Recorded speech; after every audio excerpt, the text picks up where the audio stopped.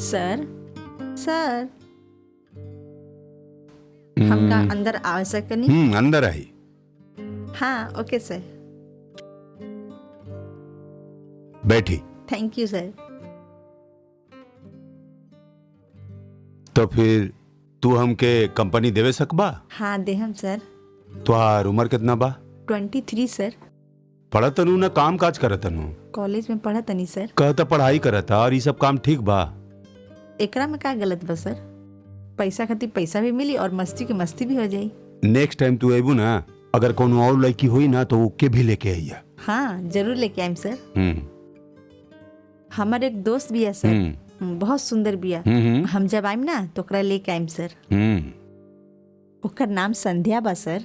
का नाम बतेलू? संध्या? हाँ सर, वो हमार क्लासमेट ही है। वो कौन सा कॉलेज में पढ़ा था? कॉलेज के नाम नहीं बतावे के सर, वो सीक्रेट बा सर। रौरा चाहे तो आप ओकर फोटो देख ली। तने दिखाई तो?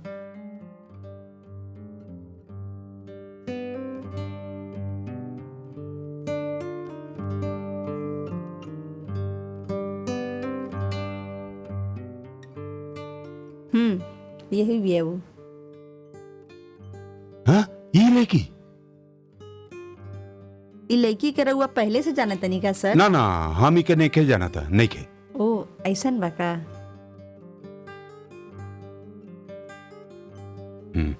अच्छा ठीक बा, अब तुहार जरूरत नहीं के, अब तू जा सके नहीं। अगर जरूरत पड़ी तो हम तो के बोलम। ओ क्यों सर, का भइल सर? कुछ नहीं के, अब तू जा सके नहीं, जा सक। ओके सर।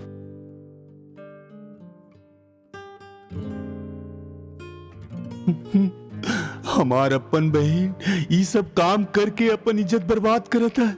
हाय भगवान, हम कभी भी ख्वाब में ना सोचनी अगर ये बात सबके पता चली तो सब का बोली।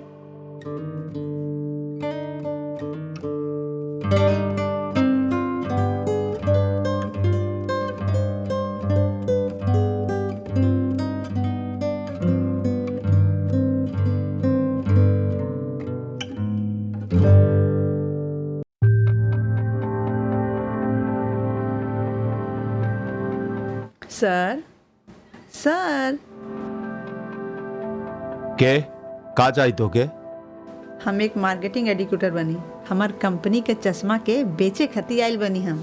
चश्मा? हमार पास बहुत चश्मा बा, हमके ना चाहिए। सर वैसे ना बोली ना, ये एक स्पेशल चश्मा बा। स्पेशल? ऐसन का बात है चश्मा में?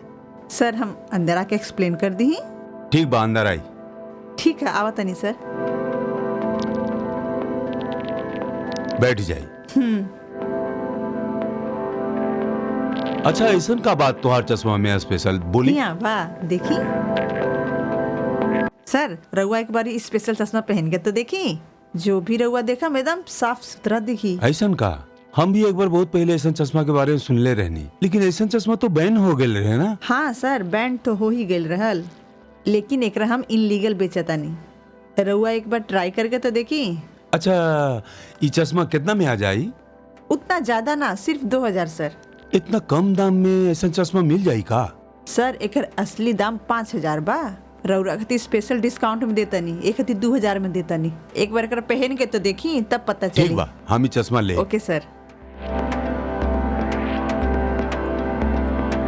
ई रखी। थैंक यू सर, ई लीही अपन चश्मा। थैंक यू सर।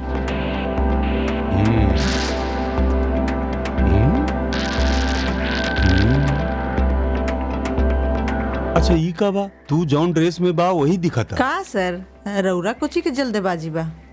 राव और इस चश्मा में एक चिप बा, अगर दोनों चश्मा एक साथ साथ में बा तो वो चिप काम ना करी। रउआ किसी और से टेस्ट कर ली। हमार तो टाइम हो गया बा, हम चली। अगर एकरा में कोई प्रॉब्लम बा हम अपन नंबर दे देतनी, उन नंबर पे फोन कर बात बा। सर एक और बात। का बताई?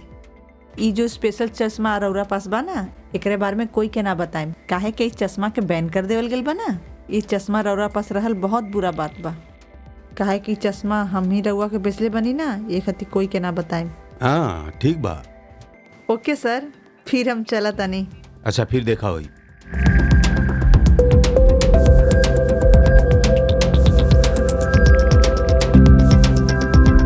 आप कौन बानी?